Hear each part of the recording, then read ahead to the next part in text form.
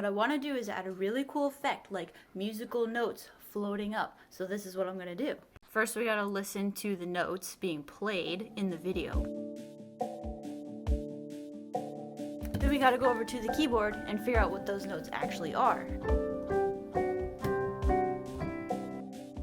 Now I want those notes to show up on the thing, so first we have to draw them on the whiteboard. So now we have our first note drawn. What we have to do is shine some light on it and then film it in the direction we want it to go across the screen. All right, we got our lights shining on the whiteboard. Make sure not to get the reflections in the video. We're gonna go like this.